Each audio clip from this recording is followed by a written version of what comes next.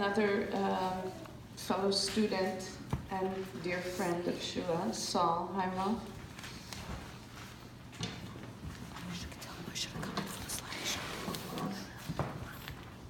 Is he speaking? Hi, everyone. I apologize for being underdressed. I was really anxious and stressed about what I should wear today. And my urge was to call Shua and ask him what he was wearing. And of course, since he's been gone, my fashion sense has gone to hell. Waiting for the frock men to open up. And a little backstory to the internship essays that just hearing them reading that essay was incredible to hear. But I remember hearing that in its unfinished version in Jill's class, in our internship seminar class, where part of our class was to buddy up and to exchange essays with other people and to proofread each other and to give feedback. So naturally, Shua and I were sitting next to each other, so we shared essays, and I remember reading that essay. But the first line originally was, I was supposed to be CEO of my grandfather's company. And I said, Shua, you can't really start like that. Like, I don't know how people will react. Like, build a story about who your grandfather was. And he said, okay. And then actually was able to find the old emails he sent me where he said, how's this look? They're like, that's pretty good. That's pretty good. I'm going to read the rest of my speech, even though I hate doing that usually, but for this situation, I feel like it would be better. One thing that Dr. Knafo taught us in class that I know many of us still use as a tool to this day, whether you practice CBT, DBT, or psychodynamic therapy, is that if you're ever stuck working with a patient, it could be weeks, months, or years into therapy and you just hit an impasse, that you could go back and read your notes from the first session, the first time you ever met with them, and you'll see that everything is hinted to in that first session in those notes. It's a very deep idea. So I've been trying to use that for many areas of my life, so I went back to think about the first time I ever was even introduced to Shua. So the first time I ever knew about Shua's existence was really in an email sent by Pam, introducing and welcoming the incoming class of fall 2012 into LIU Post. So quickly opened the sent list and looked at all the names and the emails, trying to scan to see if I recognize anyone, or maybe there's another kind of orthodox sounding person who I'd be friends with just, at first because you have something in common. So I see Joshua Polonsky, and then in parentheses, it's allforthegood@gmail.com. And my immediate thought was, okay, this guy sounds pretty Jewish, but also like maybe a weirdo. And very few people actually know this, but it actually took me 2 years of applying to grad school to get in. I was waitlisted my first year, and I was pretty bitter and resentful even starting out. I felt like I had to put my life on hold for a whole year, and looked above at the cohort ahead of me with a little bit of jealousy and wishing that I could be part of them in a year ahead. But actually about a month into grad school, I remember coming home and telling my wife one day that it was all part of God's plan for me to be in this cohort because I really love my classmates, and I think I made some best friends for life.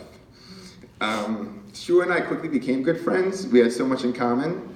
We were the only two Orthodox men in our class. We were both married, and at the time the only ones with kids, so we really felt this special bond of being in grad school but also having a family. We both had a love for sports and a need to be active, which is how our friendship really bloomed. We started going to the rec center down the road every lunch break we had to play basketball together, and we would text each other the night before to remind each other to bring a gym bag with sneakers and shampoo and a towel for the shower afterwards, because we both invariably forgot something each week, so that between the two of us, we were covered. And we got to know each other really well on the basketball court. Shua played with passion. He treated every pickup game like it was Game 7 of the NBA Finals. He loved to run and work hard, but not before a good 20 to 30 minutes of stretching beforehand.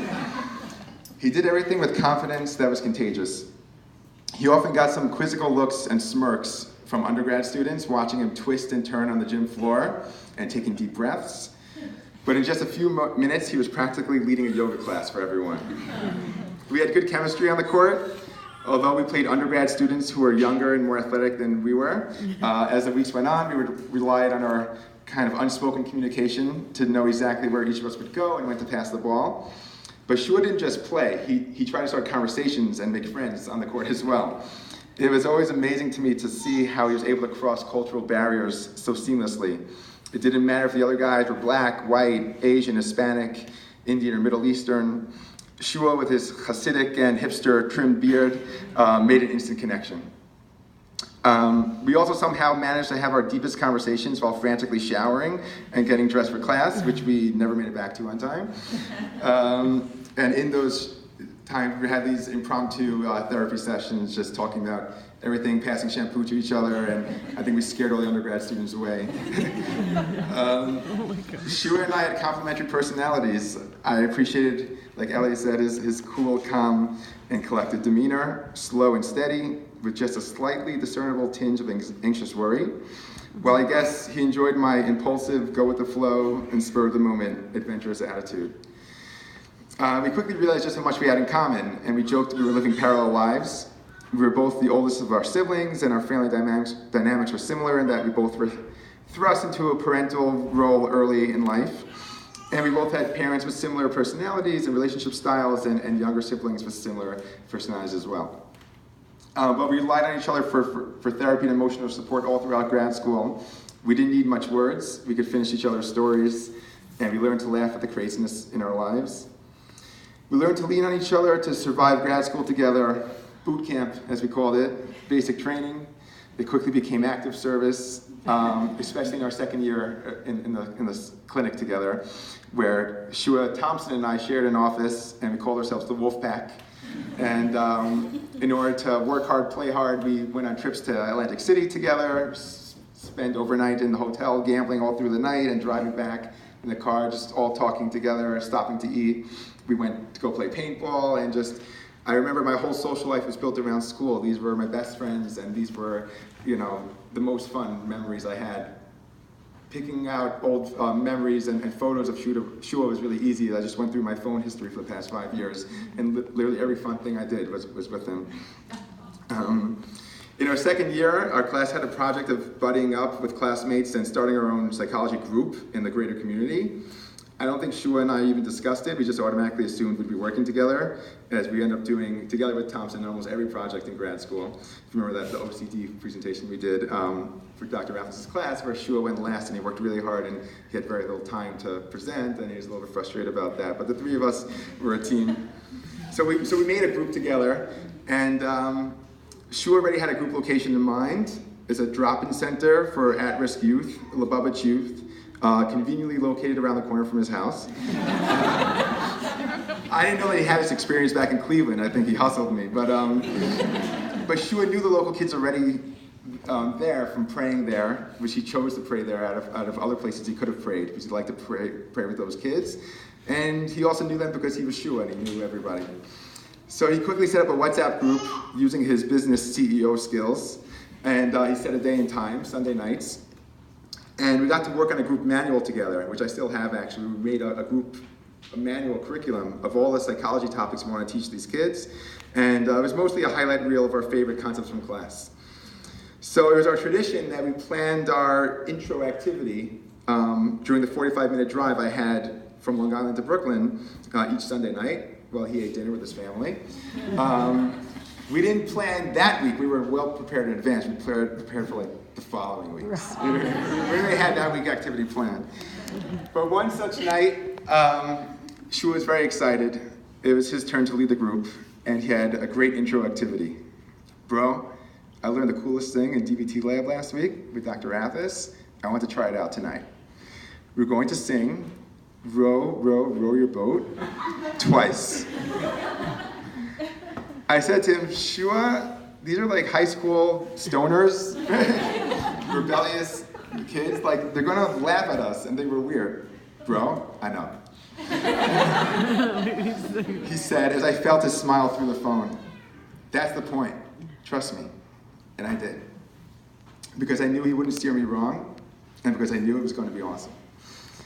So this is how it happened. We all sat in a circle, and with barely an introduction, Shua told the group that we're going to sing Row, Row, Row Your Boat. The guys looked at each other with incredulous looks, and Shua started us off. Row, row, row your boat gently down the stream. Merrily, merrily, merrily, merrily, life is but a dream. One guy took out his phone to videotape it. I tried to get the videotape. I tried to track them down. It didn't work. Everyone else was laughing and loving it. Then Shua asked, "So how did everyone feel while singing that?" "Weird," someone said. "What were your thoughts?" Shua asked again. They said, "This is stupid. Why are you making us do this? You probably have some secret reason for it. And how high am I? Is this really happening?" We all laughed, and I laughed kind of nervously as I watched Shua closely to see his next move. "Right, exactly," he said calmly. "That's exactly how I felt when I had to do it last week in class. I want to teach you about this amazing concept called mindfulness. Mindfulness is when you pay attention on purpose to what you are doing and what is happening around you. It is living life with intent and meaning. It is about breaking out of the monotony, the mundane, and just going through the motions." The way we sang that song just now, that's kind of how we go through life. How we pray, how we go to work. I kind of sing this song sometimes, "Hurry, hurry to the train before you get knocked down." That's my song. And how we interact with the world around us. We sing the song, but we don't even pay attention to the words. He went on to say about prayer, especially with prayer, we've said the same prayers every day. This is how he weaved. I had no idea he was going to say this. We say the same prayers, Orthodox Jews, 3 times a day for our whole lives. They start to lose their meaning. The words become like the words of a child's song we know by heart, and we tend to space out and daydream instead. Now we're going to sing the same song again, except this time we're going to put our whole being into it. We're going to consciously feel the words leave our lips as we say them slowly. We are going to focus on their meaning. We're going to notice our thoughts and our feelings, but we're going to integrate all of it into this one unified experience. "Hold on, I gotta take out my phone and record this again," a young man said with a chuckle. And then we started singing the most intense version of "Row, Row, Row Your Boat" I've ever sang. We sang it slowly in unison, like we're in a nursery rhyme cult. Row, row, row. I'm doing the whole thing. Row your boat gently down a stream. Merrily, merrily, merrily, merrily. Life is but a dream. It was an intensely powerful experience. We all discussed it. I silently thanked Shua for allowing me to participate in that experience organically so that I, too, could feel its full effects. And that was Shua's metaphor for life. Row your boat gently down the stream. There is no rush. Enjoy the process. Take it in. This is your life. You only have one. Live in this moment. It doesn't matter how stupid or miserable it is right now. Merrily, look out the window on your commute. Pay attention to the people you meet, the food you eat, the places you go. Down the stream. Life is not about getting to the final destination, because once you're there, it's already over. The gentle boat ride on the river is the experience. Life is but a dream. This is what Shua taught me that day, but I didn't fully understand it until he was already gone. Slow down. Take it in. Push your child down the swing in the park and let her laughter fill your soul. Eat that salad like it's the first time tasting those flavors. Learn Mandarin. Read and don't watch too much TV. Go visit an exotic country. Go to a party and dance your heart out. Lay it all out there on the basketball court.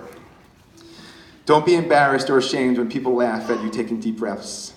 Prioritize your family and your loved ones over your busy work. Dream big. It's okay to be anxious. And looking back to the first email contact I had with Shua, I realized now that he was hinting to it all along. It's all for the good.